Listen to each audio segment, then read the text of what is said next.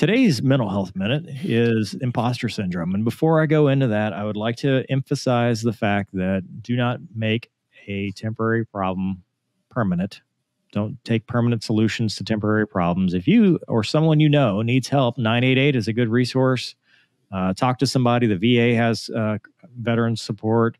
Military One Source, if you're still in. And there's also just clergy, your bros, even law enforcement and local communities have outreach programs. Don't suffer alone. Get the help you need. Always talk to somebody, because we don't want you to make a permanent decision there when you don't need to, because no matter what you're going through, you can get through it.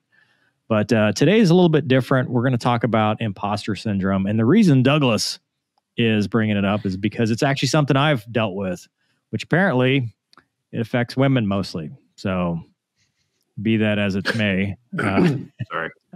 Douglas, we'll talk about, but I'm not a woman. But apparently it's... Anyway, I thought that was funny. Douglas, take it away. Let me stop talking. Okay. I actually have a slide for this. College professors can't talk without a slide. There's a change in progress, changing it from imposter syndrome to phenomenon, because it isn't actually a diagnosable disorder. So if anybody wants to, be the kind of person who corrects everybody else's language, there you go. It's a pattern of, well, let me get into the backstory a little bit. Mover, I had made you aware of this at some point as a possibility for something that you were dealing with.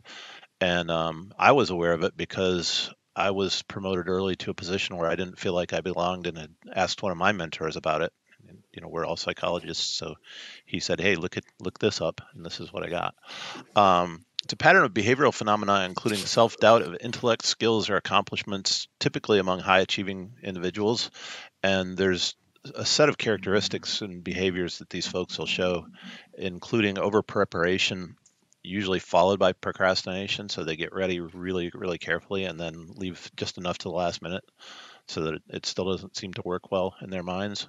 Perfectionism, setting impossible goals and then internalizing the failure to reach them. So they set an impossible goal, they failed to achieve it, and they blame themselves. Fear of failure. Failure would lead to exposure as a fraud. And one of the kind of through lines for all of this is that these things are both objectively unlikely for these people. These are people who are not prone to failure and who are not frauds, but this is, a look at their internal self-talk. Denial of competence, so they'll internalize their failures and externalize successes. If you have a win, it's because you got lucky, and if something goes wrong, it's because you're bad. Fear of success is also a part. These don't all apply to every single case, but the self-talk there is, I got lucky. There's no way I can keep this up, right? I just keep getting lucky. Every time I get it right, I got lucky. And the procrastination ties in there too, that there's some speculation that maybe some of these folks are like unconsciously sabotaging themselves, so that if I prepare really hard but leave something out and then I do fail, I can have an explanation. Particular risk groups amongst high achievers. It was originally discovered in a study of, I want to say female academics, but it might have been medical students, I'm not sure. It's common in academics across the board. This is something that we talked about, in my business for a long time with graduate students. There's just a lot of unreasonable goals set externally. Same is true for medical professionals. And I couldn't find any research that suggested that it was common amongst fighter pilots, but it doesn't sound too far out. I mean, if you think about the goal setting and the perfectionism and the striving for success. And I thought I would include some major strategies to combat this issue.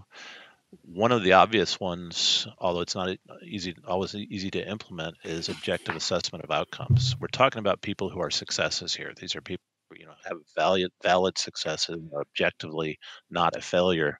So if one can find a way to objectively evaluate these things, a lot of times it'll break down the cycle a little bit. Trust the process and people who put you there. This is something I've told a lot of folks over the years when they've come to me with this. It's like, look, I was on the board that picked you. Trust me. There's a process that puts you in this position. The process only puts people who are good at this. You'll be fine. That kind of positive talk does work. talk to others, and I'm not necessarily only referencing professional help here, but kind of going back to the first point here. Other people will say, "Hey, look, you're okay." It's the whole business of objective assessment of the outcomes.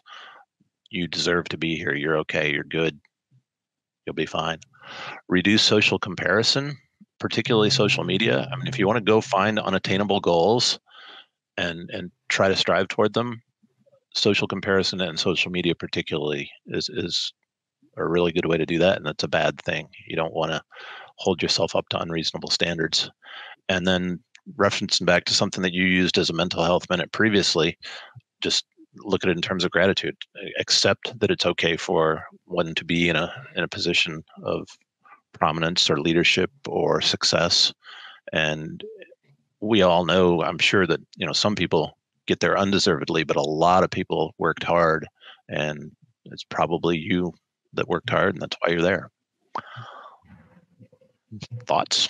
Yeah. So part of the reason I had Doug, or asked Doug, to talk about this, which hopefully we fixed the mic. Somebody was talking about the mic volume, so got that fixed. But one of the reasons I asked you to talk about this, Doug, is because I'm not only probably somebody that's been through this my entire career, but still am.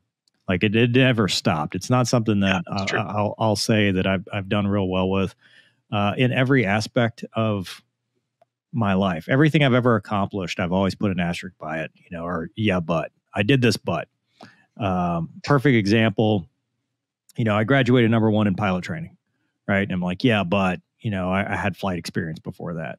I become a fighter pilot. Yeah, but I'm a reservist. It's not the same as active duty. You will find these different ways.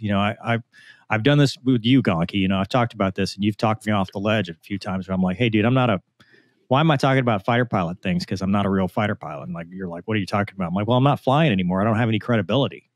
And it's that, I only flew the Viper as a 4-ship flight lead. And then I, flew the Hornet as, it was an AdTac, it was an IP there. Like, when you have this, when you start doing this, you start to try to, I guess, minimize it, because you're like, well, I don't want to come off that way, but I also don't believe it myself.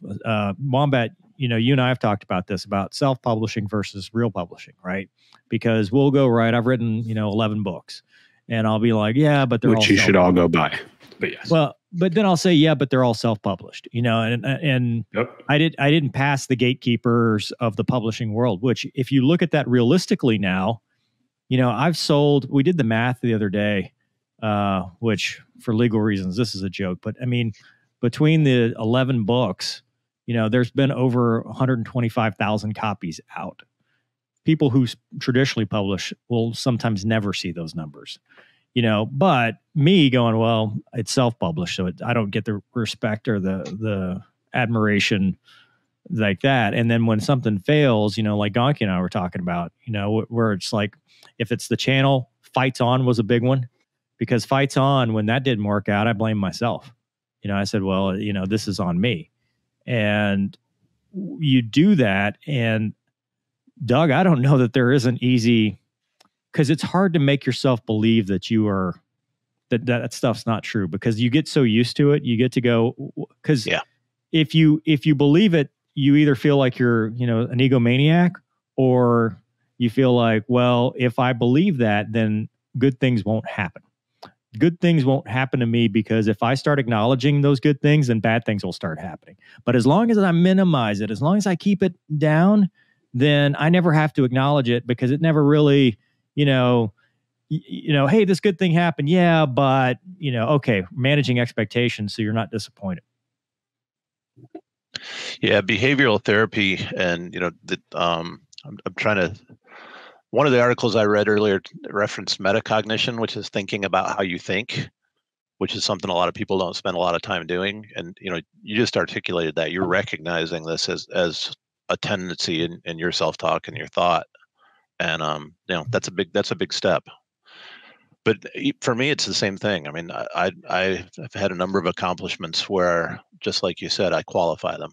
Well, I was a dean, but it was a small town 2-year college, that kind of thing. And therapists will tell you, just step up, take credit. It's okay. Yeah, if MJ heard this right now, she'd be saying, "Own it," straight up own it, because you're the one that's putting that on yourself, not anyone else. But I don't know, especially in this position. The channel's got 400,000 subscribers, and you kind of get in the public eye, so you get used to people. You try to anticipate the negativity. So you're kind of like, well, if I don't, then I'm less at risk of somebody tearing me down. If I tear myself down, it keeps them from doing it first. And I think a lot of that's a defense mechanism. Yeah, there's that piece of it, and it ties in with self-esteem levels. There's some fundamental insecurities in some of us that just keep us from owning it, I guess. I'm interested in what the other two think, and my observation, whether that kind of sounds like a recipe for at least some fighter pilots. Gonky? Gonky's never had a self-esteem problem, so he has nothing to say on this topic. Next, suck it up. If you're great, what's wrong with you, dude?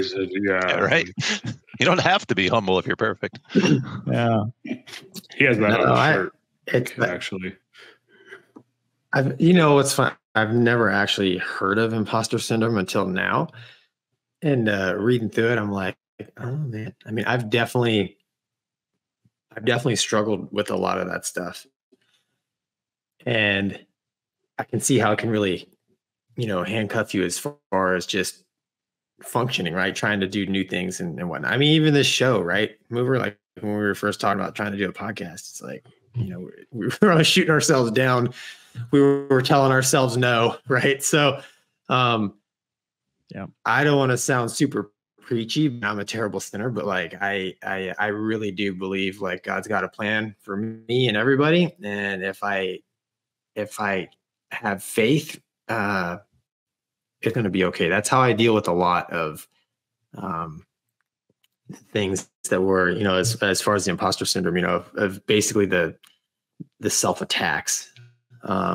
That's how I deal with it, because that's kind of how I go through life. And because I acknowledge that I really am a normal dude who has just been, really blessed with amazing opportunities throughout my life. And I can't explain it. So I just have to give credit to a higher power. But I don't get, I'm not a pastor or preacher or nothing, but that's how I look at it. But I mean, I have definitely struggled with imposter syndrome. I've just never heard the term imposter syndrome before.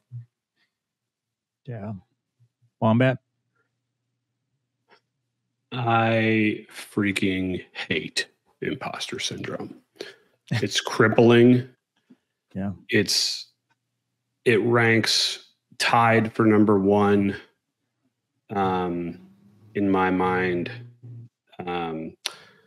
which I can't even think of the word, when you feel like you're the one that should have died. You know what I'm talking about? Survivor guilt. That's survivor guilt. Yeah.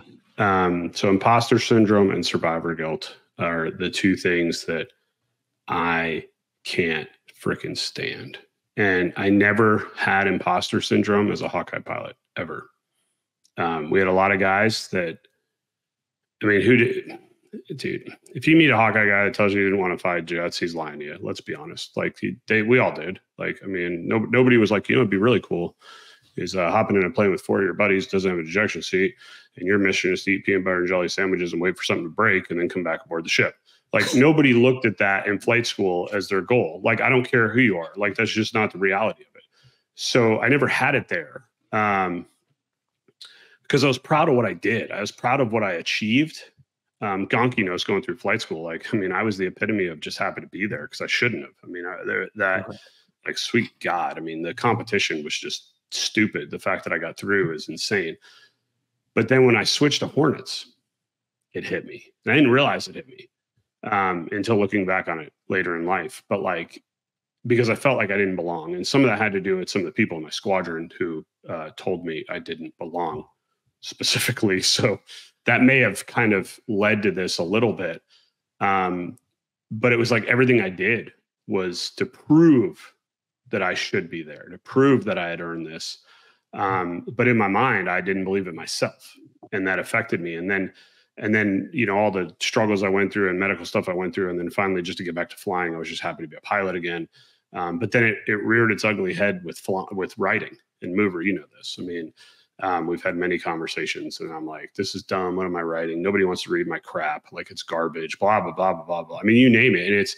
And it's debilitating and is the number one enemy of achievement of your goals that you can have, because it literally will sit there in your brain and fester and you'll never know that somebody's dealing with it. They could be your best friend. They could be right there for you, right there with you. You'll never know that they have this going on in their head. And it just festers of them just putting themselves down and down and down and down. And all that it's doing is wasting time. All it's doing is just delaying the goal. It's like our mind's way of sabotaging ourselves. And it drives me nuts. I was literally just having a conversation today with a buddy of mine about how our minds work and how literally our brain will attack itself to sabotage itself. Like you can have two conscious thoughts. I had one this morning and I laughed at it because I recognized it, that were literally competing thoughts. Like one was like, I'm really bummed that this is happening. But the other one was like, I'm really bummed that this is this way. And I'm like, well, you can't have one without the other. Right. And that's what this is you would just get into this perpetual loop that you're not going anywhere. And it drives me nuts. And what I will tell you, number one, Mover, I think you are coming out of it, frankly, from an outside source, just for what it's worth. I mean, you're not out yet, but you're coming out. But I will tell you, like, I feel like I am out of it at this point, at least with the writing. Like I made a conscious decision about 4 months ago, probably right before the second book came out, where I was like, you know what, dude, screw it, man. I wrote a bestseller, whatever. Like it or hate me now, I don't care. I'm going to focus on, and it was on your slide, Doug. It was the last thing, like focusing on, I forget the exact verbiage, but it's the gratitude. I do deserve this, the thankful. And it's funny because I made an Instagram post last month about Tailhook and all this. And like the comment I made of, you know, why aren't you at Tailhook was like, well, because if it's not my family, my faith, or my health, like it's not important to me. Like if it doesn't directly positively affect one of those three things, don't care, period. And, you know, to me, family is not just my wife and kids or my parents. You know, you guys are family. There's a small circle of friends that, as you know, fall into that family. But when I made that conscious decision to change, it's like everything got clear again. It's like it didn't have control over me anymore. You know, people at work, and it happens. And, you know, somebody will be like, oh, did you know that he writes books? And a year ago, I'd be like, nah, you know, well, it's self-published. Same thing you're talking about, Mover. Like, oh, it's self-published. Well, now I'm like, yeah, man, you want a bookmark? Like, bestseller in that. I don't know. Like, I mean, and they're like, man, I want to buy it. I go, well, it might suck, but the good news is you have to pay me before you get to read it. So hope you like it. A lot of other people have. Some people have hated it. So like, it's really freed my mind up to just be able to be like, you know what's really important? Like, is what some idiot on social media says to me about my writing when they've never even remotely gone after a goal in their whole life matter to me? It doesn't. Because what difference does it make? That's just somebody who's feeling bad about themselves who's attacking me on social media, much to the slide talking about social media, right? They're trying to knock people down. But what they don't realize when they're doing that is it's creating this doubt. It's creating this imposter syndrome in people, right? And it's toxic. It's truly toxic. The things that we do to each other as a society because of social media is toxic because you don't realize how you're affecting those other people. But here's the flip side of it. You also don't realize the pros. Right? I mean, and that's what I try to remind you of, Mover, is like, think of all the people that you've helped that you would have never, ever, ever been able to help because of your channel, because of your social media, because of you just being you. I mean, to me, it's worth it. I'll deal with the bullshit. I'll deal with the haters. I'll deal with the people, because if I can reach out and help those one or two people, it's worth it. I can put that on me. But the hard part is that transition from going from, oh my God, every little one of these comments chips away at me just a little bit, to finally being like, who's that dude? Like, whatever, delete. Case in point right here. This Perfect. dude, I've been sitting here staring at this since it came out. And this was almost 10 minutes ago, but the dude went from like super chats to unsubscribed and announcing his departure, and I have no idea why. Like you sit there and you're like, what did we do? Much like anything else, you don't have to announce your departure from a channel you don't want to watch anymore because nobody cares about you. I don't understand. But we'll talk about focusing on the negativity. So that's my point. I can't stand imposter syndrome because it is so much more debilitating. I mean, Gonki's a prime example. Somebody who's had it didn't even realize it. And that sucks because if you have it and don't even realize it, how do you know to combat it? Well, so I think it's something that if, like you said, if unrecognized, it can be debilitating, but 100%. Also it can have unintended consequences in how you view your career. You know, Every time I talk to Gonki and I say, hey, dude, I need to go fly. I'm like, why? I need to go get a flying job. I need to go get a military flying job. Why? Well, because I don't have any credibility right now. He's like, what are you talking about? I don't have any credibility. You know, I haven't flown. I'm not flying anything right now because you will then, if you do not work on your own self-esteem and if you don't get rid of imposter syndrome, then the trolls or the people that are negative will affect you twice as much because you'll believe it every time somebody says, hey, dude, you're just a washed up fighter pilot. You don't know anything. You'll believe that. Every time somebody says you're just a self-published author, your books are terrible. You'll believe that. Like you will internalize the negative and never accept the positive. And it becomes a vicious cycle of, okay, I need validation. It's negative. Okay, I believe that. I'll never be good enough. I'll never have that level of self-esteem. Meanwhile, your friends are going, dude, you realize the stuff you've done? Yeah. And it's like, no, I don't think it's worthy. And because of the imposter syndrome, you don't feel like you belong to the group of friends, right? There's no way these people would accept me. They don't know who I. Yeah, exactly. They don't. If they really knew who I was, they wouldn't be saying all this good stuff about me, and you can write it off. You're worried that you will be discovered. That's the whole thing of imposter syndrome. Is you're worried that one day somebody's going to pull back the curtain and go, "Aha! You were faking it the whole time." And going back to my very first point, did damn good though, didn't I?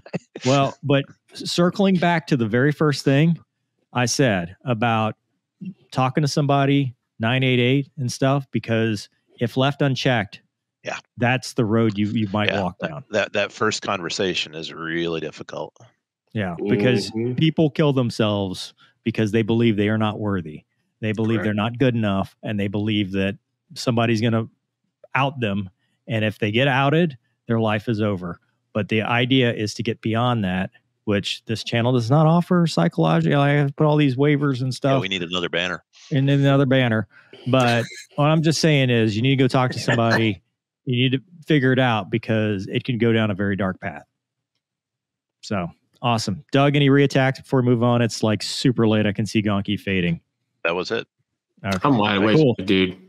Yeah, okay. Wide awake. He's just looking old. That's all.